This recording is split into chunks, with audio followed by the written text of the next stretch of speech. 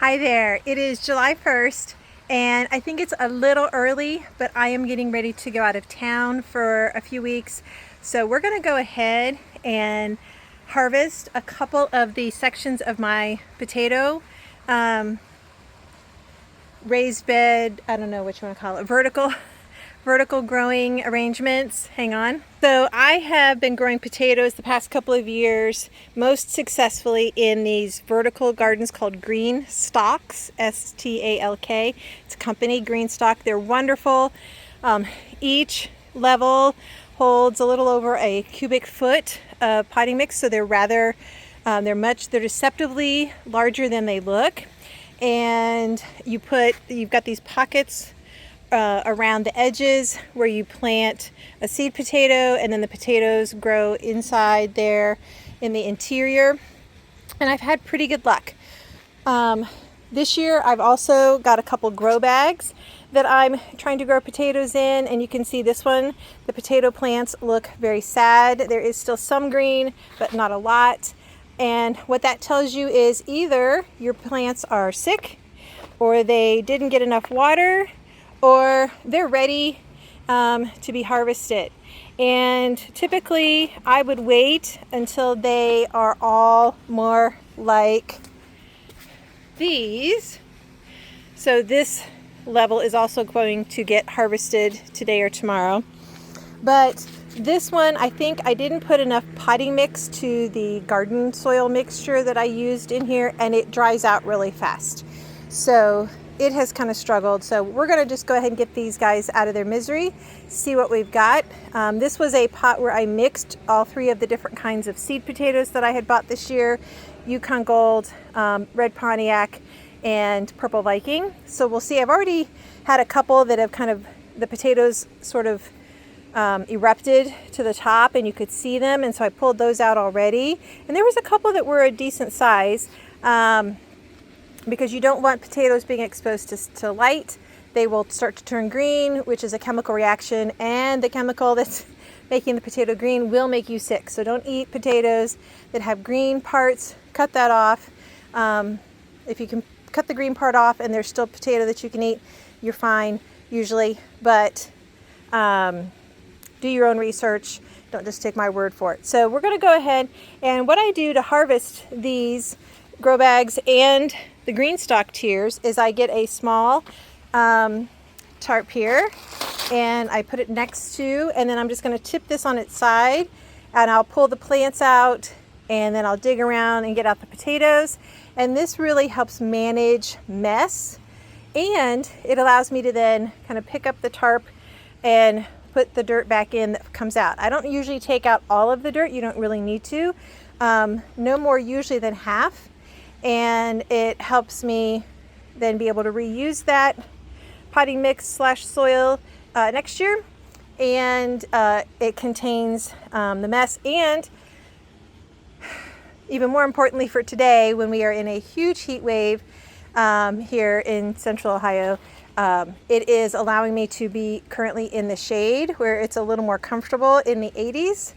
And because we're in the 90s today, and the humidity is like off the charts. It's like walking around in a sauna. So anyways, basically what we're going to do is we're going to tip this on its side. And actually, I take it back. The first thing I'm going to do is I'm going to try to wriggle those stalks out. I'm probably going to have to loosen a little bit. That soil looks a little compacted. So I'm going to get my trowel. I want to try to be careful. I don't want to break any potatoes. I don't want to cut into potatoes with my little trowel. So I'm going to try to gently, see there, I just scraped one. The skins are very, very delicate on potatoes at this point. That's why you want to be careful taking them out. You want to be careful brushing dirt off, so you want to let your dirt get dry if you can when you're getting ready to harvest potatoes. And then you need to set your potatoes somewhere in a place where they've got good ventilation, and it's not really, really wet and sticky.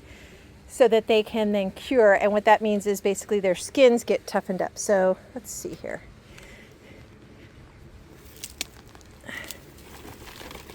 Okay, now sometimes if your soil is loose enough, when you pull this out, it'll bring all the roots and there will be potatoes attached.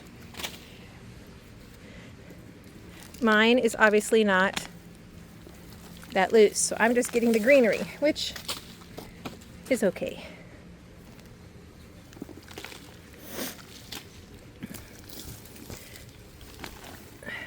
Oh, there we go. Oh, there's a good one. Look at that. Oh, another good one. A bunch of little ones.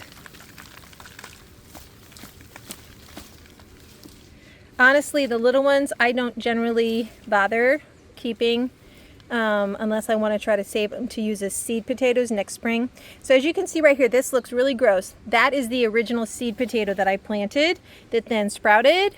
And you can see if we could have left this on here longer, we would have potentially gotten more bigger potatoes, so those little guys would have grown more. Oh, we got some decent ones there. Those I think are red Pontiacs.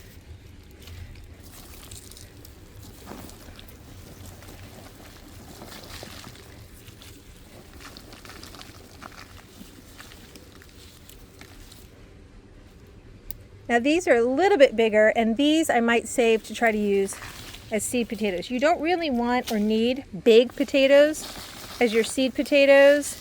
As long as it's sprouting, it can work. Ooh, that's a nice one. This is a purple Viking. I don't know if you can see on the camera how it's got kind of like some modeling. They are really nice alternative to a red or yellow potato. They have a very white interior, really good eating.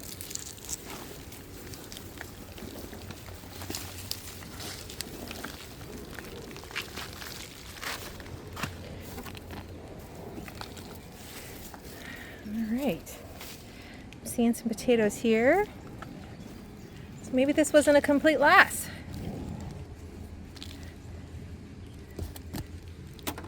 All right, so now what we're going to do is we'll get the ones that we can see on top, and I'm going to just gently go like that to get some of the dirt off. I don't want wet mud on them when I take them to cure, but I want to be gentle because I don't want any of that skin, that new baby potato skin getting rubbed off. That'll make them not store very long.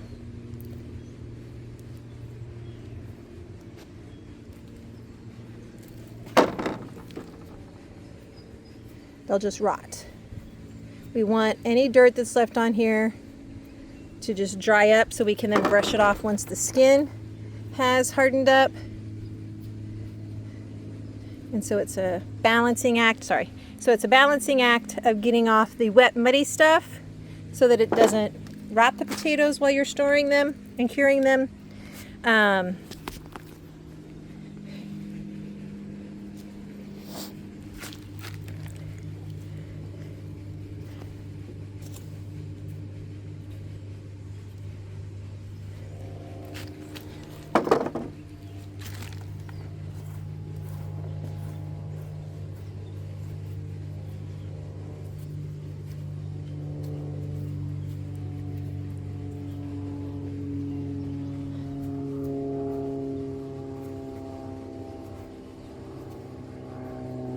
So we want to get the muddy chunks off, but we don't want to take any of the skin off. We can get the rest of the dirt once they've cured, as long as they don't rot. So that's that fine balancing act of getting the muddy stuff off so they don't rot, but not taking any skin. Ooh, that's a nice big one. Oh, that's the one I scraped. So what we'll do with that is we'll try to let it cure for a little bit, and then this one will probably need to be eaten quickly. You can see there's also something here that looks like maybe something is doing something to it. We'll see how it looks once it gets cured. All right, so I'm just going to keep digging through here. When I get to the point where I'm not finding anything by digging, I'll tip some of the soil out, and I'll show you what all together we get when I'm done.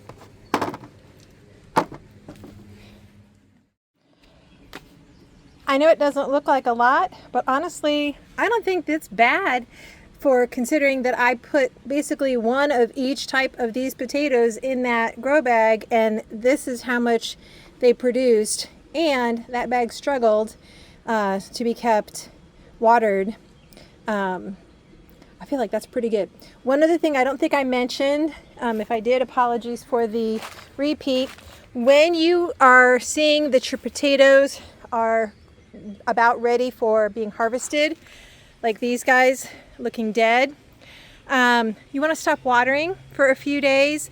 Let your soil dry out. It'll make it a lot easier to pull those potatoes out and then be less covered in wet mud, which you definitely don't want, before you then take them in for storage. The less dirt, especially wet dirt on them as possible, is helpful. And again, remember, those skins are really delicate, so you don't want to be rubbing on them. So let your stuff dry out a little bit before you harvest, which these are not very dry, but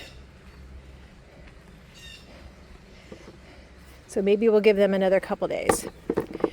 That one over there, this part is very still green.